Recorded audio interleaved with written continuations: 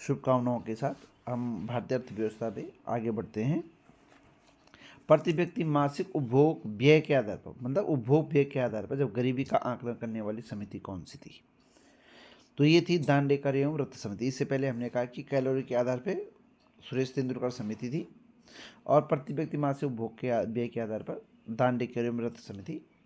और इस समिति ने 1971 में जो NSS है, नेशनल सैंपल सर्वे के आधार पर उपभोग जो खर्च है, जो मासिक उपभोग व्यय है, उसको आधार बनाकर गरीबी की रेखा का वैज्ञानिक तरीके से इसे निर्धारण का एक मानक माना था कि हमें गरीबी रेखा को मासिक उपभोग व्यय के आधार पर आकलन करना चाहिए। चलो आगे बढ़ते हैं। भारत निर्माण योजना, तो जो निर्माण का कार्य होता है और अवस्थापना विकास से संबंध होता है उसका। अवस्थापना मतलब जैसे इंफ्रास्ट्रक्चर, जैसे हमारे पुल हैं, हमारे रोड्स हैं, ये इंफ्रास्ट्रक्चर से रिलेटेड होता है। भारत निर्माण योजना का संबंध है।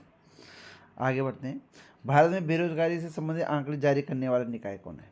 तो NSSO, national sample survey organisation.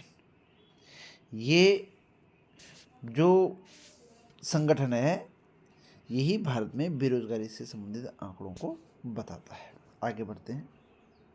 श्रमिकों द्वारा किया गया वैसा कार्य जिसकी सीमांत उत्पादकता शून्य अथवा नगण्य होती है, कौन सी बेरोजगारी की श्रेणी में आता है?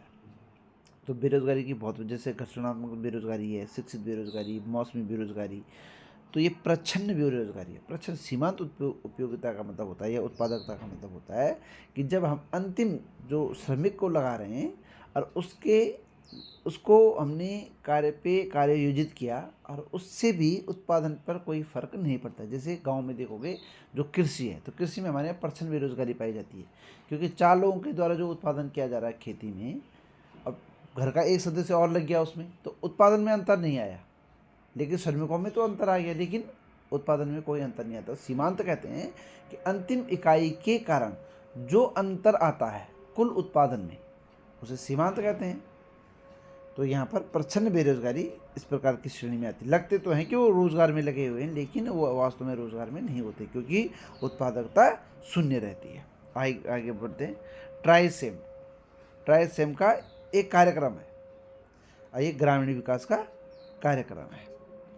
ट्राइसेम, TRYSEM। आगे बढ़ते हैं। भारत में कृषि एवं सहबद्ध क्षेत्र का GDP में योगदान तो लगभग 18% के आधार के लगभग ये है।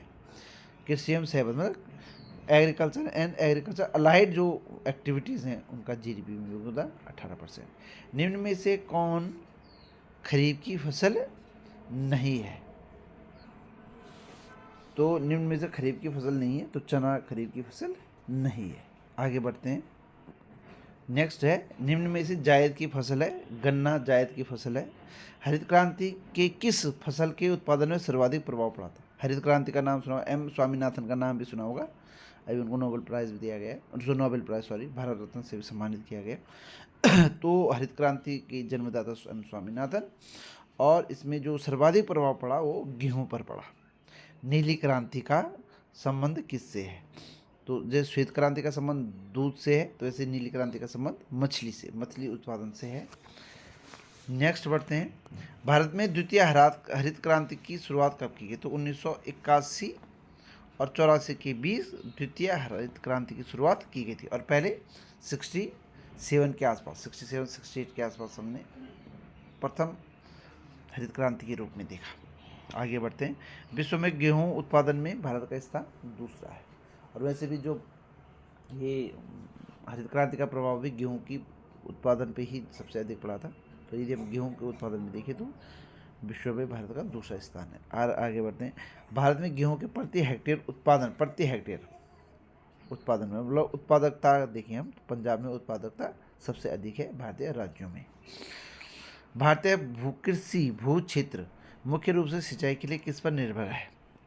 मैक्सिमम पोर्शन बोल रहा हूँ, तो मानसून पर। तो भारतीय मानसूनी कृषि हम कहते हैं, इसे मौसमी कृषि भी कहते हैं, क्योंकि मौसम पर भी निर्भर है, मानसून पर निर्भर है।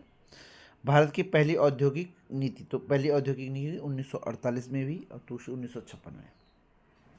तो 1948, ये क्वेश्चन कई बार, ये क्वेश्चन आने की संभावना रहती है, क्योंकि पहले औद्योगिक नीति थी, तो 1948 की हमारी पहली औद्योगिक नीति थी। सर्वोदय योजना, जयप्रकाश नारायण का आपने सुना होगा, जेपी नारायण का नाम सुना होगा, तो जेपी नारायण ने सर्वोदय योजना प्रारंभ की थी, प्रस्तुत किया था। सहकारी एवं क्षेत्रीय ग्रामीण विकास बैंक को अल्पकालीन एवं दीर्घकालीन ऋण प्रदान करने वाली संस्था है नाबार्ड। नाबार्ड का नाम भी आपने सुना होगा। तो नाबार्ड ही अल्पकालीन और दीर्घकालीन ऋण प्रदान करती है, किसको? सहकारी एवं क्षेत्रीय ग्रामीण विकास बैंक को। आगे बढ़ते हैं। भारत राष्ट्रीय कृषि आयोग की स्थापना किसकी अध्यक्षता में की गई? एम.एस. स्वामीनाथन। और इनको क्या है? एम.एस. स्वामीनाथन कौन है? इनको हरित क्रांति का जन्मदाता कहा जाता है। हरित क्रांति की जन्मदाता जनक है यहाँ पर। तो राष्ट्रीय कृषि आयोग की स्थापना भी इनकी अध्यक्षता में हुई थी। कृषि उपजों की प्राप्ति तथा आयात और निर्यात के संचालन के लिए कार्यरत संस्था कौन सी है? जो कृषि उपज है, तो राष्ट्रीय कृषि सहकारी विपणन संघ। तो कृषि उपजों की प्राप्ति एवं आयात निर्यात के संचालन के लिए कार्यरत संस्था है। आगे बढ़ते हैं। भारत में पंचवर्षीय योजनाओं के दौरान योजना अवकाश की अवधि क्या थी? तो 3 साल का योजना अवकाश था, 1966 से 1969 तक। जो पंचवर्षीय योजना थी, तो यहाँ पर गैप आया था, एक वर्ष की योजना ही था, भाई बदल गया था, कन्वर्ट हो गया था। एशिया का प्रथम निर्यात प्रसंस्करण क्षेत्र की स्थापना कहाँ की? कांडला। तो कांडला कहाँ है? गुजरात में। तो प्रथम निर्यात प्रसंस्करण जो क्षेत्र है, कांडला है। आगे बढ़ते हैं। भारत में प्रथम जूट मिल रिसरा कहाँ है? रिसरा कलकत्ता में। 1855 में रिसरा में प्रथम जूट मिल की स्थापना की गई थी। आगे बढ़ते हैं। ये प्रश्न बहुत इंपॉर्टेंट है कि प्रथम जूट मिल की स्थापना कब और कहाँ की गई? तो 1855 में रिसरा में इसकी स्थापना की गई थी। बहुत ही महत्वपूर्ण प्रश्न है। इससे पहले हमने कहा कि प्रथम औद्योगिक नीति कब थी? तो 1948। और दूसरी औद्योगिक नीति मैंने कहा था 1956। तो दूसरी औद्योगिक नीति 1956, और इसी नीति को दूसरी औद्योगिक नीति में यहाँ पर भारी उद्योगों की स्थापना की गई। बड़े बड़े ये प्लांट वगैरह लगे, ये भिलाई वगैरह जितने भी लगे इसी दौरान लगे, बड़े इस्पात कारखाने वगैरह। तो इसको आर्थिक संविधान भी कहा जाता है। किसको? दूसरी औद्योगिक नीति को भारत का आर्थिक संविधान कहा जाता है। तो क्वेश्चन आता है कि भारत का आर्थिक संविधान कौन सी औद्योगिक नीति को कहा जाता है? तो 1956 की औद्योगिक नीति, या जिसे हम दूसरी औद्योगिक नीति कहते हैं, उसे ही भारत का आर्थिक संविधान कहा जाता है। भारत की पहली औद्योगिक नीति, इससे पहले भी प्रश्न आया था, तो 1948 में नेहरू महालनोबिस मॉडल पर आधारित औद्योगिक नीति 1956। तो जो हमारी द्वितीय पंचवर्षीय योजना है, उसका संबंध भी महालनोबिस मॉडल से ही है। अब प्रथम का हेरल्ड डोमर, प्रथम जो पंचवर्षीय योजना है वो हेरल्ड डोमर मॉडल पर है, और द्वितीय जो है महालनोबिस। और ये जो औद्योगिक नीति 1956 है, ये द्वितीय पंचवर्षीय योजना के अंतर्गत ही इसका निर्माण आता है, वही टाइम पीरियड इसका भी है। आबिद हुसैन समिति का संबंध था लघु एवं मध्यम उद्योग से। आबिद हुसैन समिति का गठन किया गया था। आगे बढ़ते हैं। निम्न में से भारी उद्योग के अंतर्गत आता है? तो इस्पात उद्योग, लोह उद्योग भारी उद्योग के अंतर्गत आता है, तुम्हें पता ही है। कुछ चीज़ें तो आंसर से ऑप्शन देख के भी आपको एकदम से आइडिया आ जाएगा। आगे बढ़ते हैं।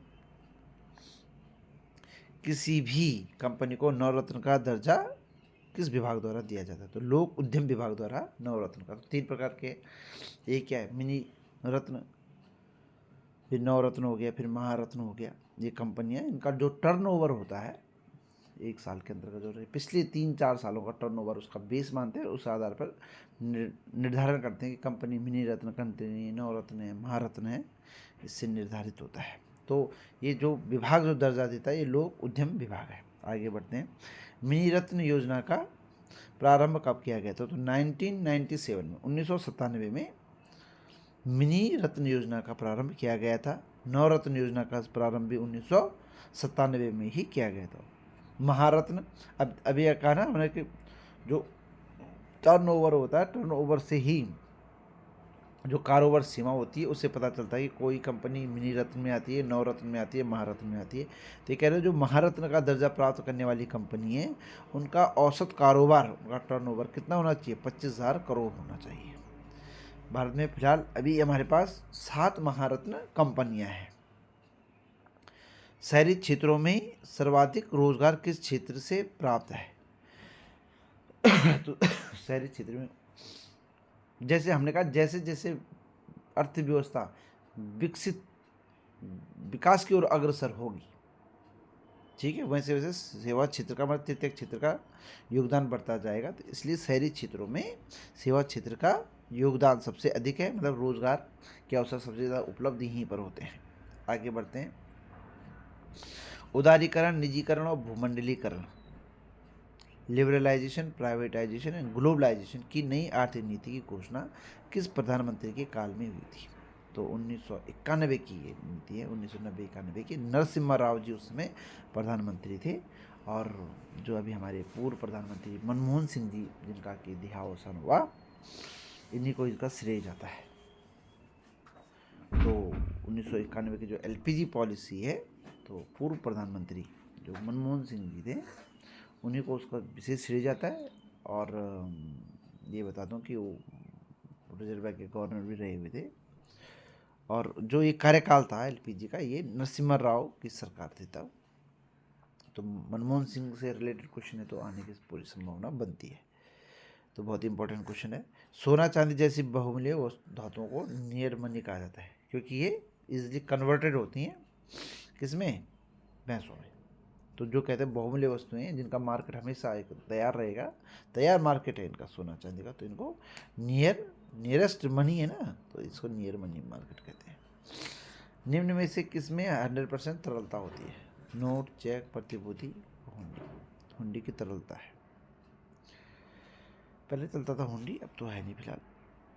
1 रुपए के नोट पर किस अधिकारी का हस्ताक्षर? तो वित्त सचिव, भारत सरकार का जो वित्त सचिव होता है, उसमें 1 रुपए के नोट पर उनके हस्ताक्षर होते हैं। न कि आरबीआई के सचिव, न वित्त मंत्री, न आरबीआई के गवर्नर। आरबीआई के गवर्नर तो भले हमें नोट दिखते हैं आरबीआई के गवर्नर के, लेकिन जब हम 1 रुपए के नोट की बात करते हैं तो उसमें वित्त सचिव के हस्ताक्षर होते हैं। आगे बढ़ते हैं दोस्तों। जो 1 रुपए का नोट होता है उसमें वित्त सचिव के सिग्नेचर होते हैं। अब अगला क्वेश्चन बनता है कि जो 1 रुपए का नोट का निर्गमन, इसका मतलब आरबीआई उसका निर्गमन नहीं करता है, क्योंकि आरबीआई से जो निर्गमित होगा उसमें तो गवर्नर के हस्ताक्षर होंगे। इसलिए 1 रुपए के नोट का निर्गमन भारतीय वित्त निगम इसका निर्गमन करता है। भारत में मुद्रा की दशमलव प्रणाली, ये प्रश्न भी पहले बहुत पूछा जाता था। एसएससी के जो सेंटर के एग्ज़ाम होते हैं उसमें तो विशेषकर पूछा जाता है। तो 1957 में, अरे ये अर्थशास्त्र वाला पोर्शन है, तो जो लोग अर्थशास्त्र से सब्जेक्ट से तैयारी कर रहे हैं आगे भी, तो उनको तो पता होना चाहिए। तो दशमलव प्रणाली जो भारत में शुरू की गई वो 1957 में की गई। भारत में पूर्ण स्वामित्व वाला प्रथम भारतीय बैंक था पंजाब नेशनल बैंक। ऐसे एक ऐसा बैंक था, भले ही आज के दिन में ये भारतीय स्टेट बैंक सबसे बड़ा बैंक है, लार्जेस्ट है, लेकिन जो पंजाब नेशनल बैंक ही भारत में पहला ऐसा बैंक था जो पूर्ण स्वामित्व वाला बैंक था। किस बैंक के राष्ट्रीयकरण के पश्चात उसे भारतीय स्टेट बैंक का दर्जा मिला? Imperial bank of India. तो भारतीय जो स्टेट बैंक ऑफ इंडिया है, एसबीआई, तो इसका पहला क्या नाम था? Imperial bank of India. जब इसका राष्ट्रीयकरण किया गया तो तब इसे भारतीय स्टेट बैंक कहा गया। स्वतंत्र भारत के प्रथम आरबीआई गवर्नर कौन थे जो भारतीय भी थे? तो सीजी देशमुख। सीजी देशमुख ही वो व्यक्ति थे जो कि प्रथम भारतीय आरबीआई गवर्नर थे। और ये किस समय की बात हो रही है? स्वतंत्र भारत की बात हो रही है, मतलब 1947 के बाद की बात हो रही है। भारतीय रिजर्व बैंक का राष्ट्रीयकरण कब हुआ था? तो भारतीय रिजर्व बैंक की स्थापना 1935 में हुई है, अप्रैल 1935 में। लेकिन जब राष्ट्रीयकरण की बात आई तो राष्ट्रीयकरण इसका 1 जनवरी 1949 को। तो ये प्रश्न भी बहुत ही इंपॉर्टेंट है। पहला ये सीडी देशमुख वाला, और दूसरा ये 1 जनवरी 1949 को भारतीय रिजर्व बैंक का राष्ट्रीयकरण हुआ था। और जब स्थापना की बात आती है तो 1935। आगे बढ़ते हैं। भारत की प्रथम महिला बैंक की प्रथम महिला बैंक बना, उसके प्रथम प्रबंध जो निदेशक थी वो कोई महिला ही रही हुई, तो उषा अनंत सुब्रमण्यम को इसका श्रेय जाता है। बस श्रेय क्या, यही निदेशक हैं किस बैंक की? भारत का जो प्रथम महिला बैंक स्थापित हुआ था। आगे बढ़ते हैं। निम्न में से आरबीआई का क्या कार्य नहीं है? आरबीआई का क्या कार्य नहीं है? नोटों का निर्गमन, तो आरबीआई तो नोटों का निर्गमन करता ही है। लाभ अर्जन नहीं है, लाभ अर्जन नहीं है, ठीक है। ये नोटों का निर्गमन गलत साइन लगा हुआ है। तो आरबीआई का कार्य है नोटों का निर्गमन करेंसी का। देश के 14 बड़े व्यावसायिक बैंकों का राष्ट्रीयकरण कब किया गया? तो 19 जुलाई 1969 को 14 बड़े जो व्यावसायिक बैंक थे उनका राष्ट्रीयकरण किया गया। और किसके प्रधानमंत्रित्व काल में? तो ये श्रीमती इंदिरा गांधी के प्रधानमंत्रित्व काल में 14 बड़े बैंकों का राष्ट्रीयकरण किया गया था 1969 में, 19 जुलाई 1969। आगे बढ़ते हैं। किस मुद्रा का मुद्रण भारत सरकार के द्वारा किया जाता है? तो जो सिक्के होते हैं, तो सिक्कों का मुद्रण, बाकी ये सब 5, 10, 10, 20, 2000 ये सब इसका निर्माण कौन कर रहा है? RBI, reserve bank of India. लेकिन जो सिक्के हैं उनका भारत सरकार के द्वारा निर्गमन किया जाता है। और 1 रुपये के नोट का ये वित्त सचिव के हस्ताक्षर से होता है और भारतीय ये वित्त निगम इसको करता है 1 रुपये के नोट को। देखिए 5 और 10, 10, 20 ये नोट आरबीआई और सिक्के भारत सरकार। सिक्कों का मुद्रण कौन करता है? भारत सरकार। भारत में राष्ट्रीयकृत बैंकों की संख्या इस समय 19 है। कुछ बैंक क्या हुआ आपस में मर्ज भी हुए। वाणिज्यिक बैंक द्वारा आम जन को ऋण प्रदान करने का आधार क्या था? तो जो बेस रेट होता है, बेस रेट वही आधार जो दर है वही निम्नतम दर है। इससे कम पर बैंकों द्वारा आम जन को ऋण नहीं दिया जाएगा। जिस दर पर रिजर्व बैंक वाणिज्यिक बैंकों को उधार देता है, उधार देता है, ये इस दर को बैंक दर कहते हैं। तो दोस्तों शुभकामनाएं हैं कि आपको ये समझ में आ रहा होगा। थोड़ा 679 तक हमने क्वेश्चन कर लिए, तो एक बार इनको बार बार देखें। इनसे रिलेटेड जानकारी प्रयास कर रहा हूँ कि रिलेटेड जानकारी भी दूँ। कोशिश तो ये है कि जल्दी जल्दी ये प्रश्न होते रहें, तो इसलिए धन्यवाद।